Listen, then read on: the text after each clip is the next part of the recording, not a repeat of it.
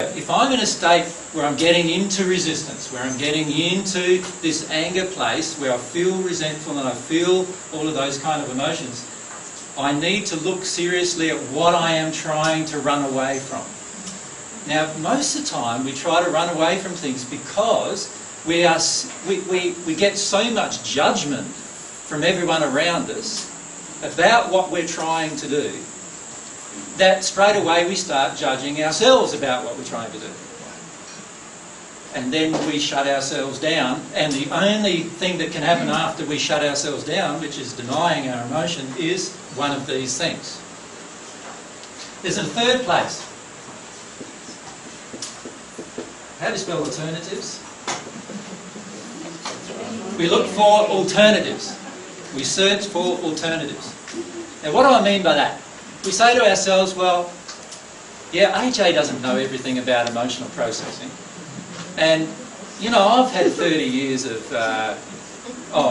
stuff too, you know, like, so, and I've heard that this tapping thing really works, and I've heard that this other thing really works, and I've heard that this, you know, touching certain parts of your body will cause you to get to your emotions, is what we often say to ourselves. And so what we try then is we try less in-our-face alternatives to dealing with the emotion. How many of you have tried this in the last few months? Like, tried to actually say, no, let's go down a different path here because it's just all getting a bit complicated. Like, most people do at some point. So what I wanted to do today, just briefly before I got started on the real topic I wanted to talk about, is I wanted to warn you in advance that you will probably go through these cycles.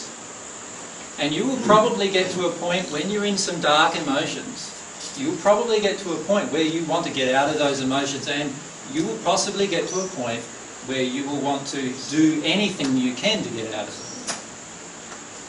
it. And you need to notice what's going on inside of you at that moment. Now, at that moment, the moment that you choose to get away from what I would call the divine truth, the truth about how the soul really works, you will actually at that moment also have the most amount of spirit influence trying to get you out of that place as well. Now, the reason why that's happening today is that there's a whole band of spirits in the first sphere of the spirit world. So those of you, how many haven't seen the introductory DVDs? Is there any who just haven't seen? Just a few of you? My suggestion is if you can watch those, you'll understand some of the things that I'm talking about.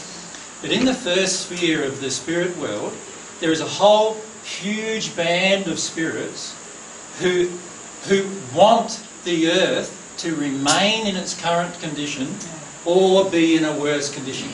Why? The reason why is that they actually use people on earth to actually satisfy their own emotional injuries. Right? So let's say I'm a drunkard who's just passed into the spirit world. I can't get drink in the spirit world anymore, so what do I want? I want to go with a guy who I can connect to and overcloak in the material sense, get him to drink himself senseless, and that way I can have some of that feeling. Now, if I'm a guy who's just passed into the spirit world, and because I've been a bit of a dark in terms of my emotions, guy on earth with regard to the way I've treated women, I'm surrounded, instead of by all these lovely women that I'd like to have relationships with, I'm surrounded by all these men who are the same as me. Now, how would you feel if you were like that? So what does he do? He comes back to earth and he tries to find some men on earth that he can actually vicariously satisfy some of those sexual-based emotions that he's got going on. Now, if you multiply that by millions and millions and millions and millions of spirits, there are billions of spirits in this state, you can see how much influence there is on earth to do things negatively. Now, the only way they can manipulate you is for you to deny your emotions.